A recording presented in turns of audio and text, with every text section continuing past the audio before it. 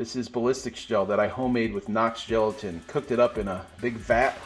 Wait till it bloomed and it was a nice consistency. Poured it into and repurposed my Herder's Spam can, and it came out good. This is a perfect size for that, for a ballistics gel block, and I repurposed it for that. Very easy to make, and a third of the cost of buying, the pre-made or the ballistics gel from online. So we're going to go out to the range and we're going to test 22 long rifle. I got the 22 punch. We're going to do a control with a full metal jacket, and then we're going to do a standard hollow point, just regular bulk box hollow point, and then we're going to try the Federal punch and see how it works. Let's go out to the testing area and give this a shot. All right, we got a lot of stuff going on today. So we're going to test some ballistic gel on this Winchester silver tip, this 22 personal defense punch ammunition by Federal, and we're going to just, as a control, we're first going to go with some standard, I don't know, this is Remington, possibly. It's just a standard hollow point. And here's the setup here. Beautiful ballistic gel block that I made using Knox gelatin method, which is pretty cool. I'm not gonna FBI standard test it with a BB gun. I don't see why that's important. Let's see, this is a 14-inch block, 14 by 4. Let's see how it goes. Let's see how deep one of these 22s punch through and see if we can get it to bloom out and see if it's a viable option for defense. Yeah, and I'm not going to calibrate it because I don't see the point. Because if I calibrate it and shoot BB through, what am I going to do? I'm going to melt this down real quick and change the ballistics of it? Nah, who cares? Let's just see if we can get one of these to bloom open, to mushroom, as they say. And I have a piece of wood in the back to stop it, just in case it passes through 14 inches of gel. So let's get set up. You guys are going to see it as it happens. All right, so the first test we're going to do is 3 rounds in the magazine, shooting on my Ruger SR22 long slide. Look up the length on this slide. I don't have time. I don't remember. I think it's a 4-inch barrel. But the first round we're going to shoot out of it is the Remington non-jacketed lead hollow point. And let's see if I get low enough where we can get a nice shot and I don't damage my beautiful Spam can. There's one. And we caught it. All right. It's a nice wound track in the beginning there. Let's see if I could tag the next one a little lower. This is going to be the silver tip, or the Winchester silver tip.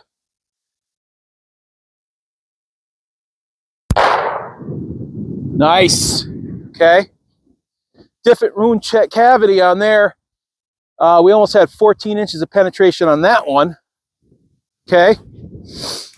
And let's do one more. This is the Federal punch. I'm going to see if I can get it somewhere else. Federal punch ammunition. And there we go. Okay. We're clear. All right.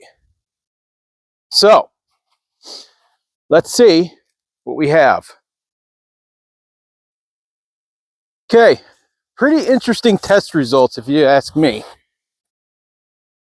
So, this one here is going to be the silver tip. And it looks like it ballooned out a little bit. And you can see there, it broke off into little pieces, which is really cool. Right in the beginning, I'd say the first 2-3 inches of it. And then the base of it is right here. Neat. Now, the second most impressive wound cavity, surprisingly enough, is that standard Remington non-jacketed. Oh, And you can see there, if I can get it to focus, pieces of it broke apart, and again, you have the base there. Now, the one that's probably hardest to see, I'll flip it over for this. Now, this one right here is the punch. Most of the energy on both of these rounds, like the first two, expended. Now, this is the silver tip. Expended in the beginning, and a whole bunch of fragments went everywhere. Now, the punch went through and touched the end of the 14-inch block, stayed almost intact and turned around backwards. Pieces of it, little pieces, but it did not do what was advertised. It's a small 29 grain bullet, so it did have a lot more velocity out of my pistol. But to be honest with you, if I were to choose the best one to use, it would be this Winchester silver tip. So Winchester takes this one. And then my next one, honestly, would be the non-jacketed hollow point by Remington. I think it was Thunderbolt, to be exact. And then, unfortunately, the Federal Punch, I'm not surprised that it didn't do as advertised, because that's how everything is these days. Pretty cool. Okay, here's what I was able to fish out.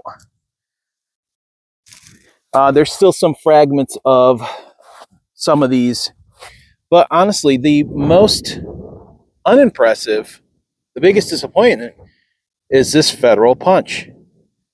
It just deformed a little bit.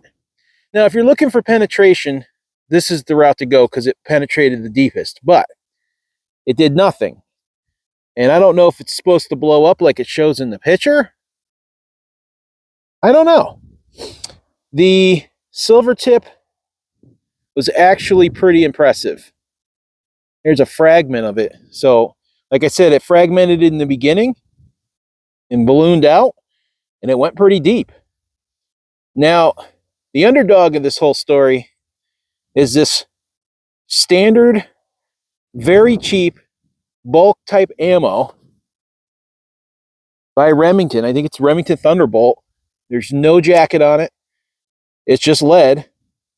It mushroomed as much as a 22 can mushroom, fragmented, and went pretty deep.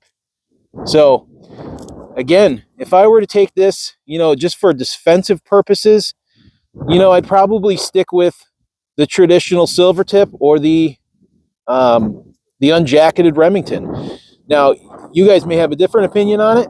You may be in the camp who likes penetration. I'm not. That sounds pretty dirty. But anyway, but that was pretty interesting. This is my first this is my first go at ballistics gel, and I really think it's cool. So we're going to do some more testing. Look at that. Nice clear block. Came out well. So I hope you enjoyed this. A damn CT guy signing off.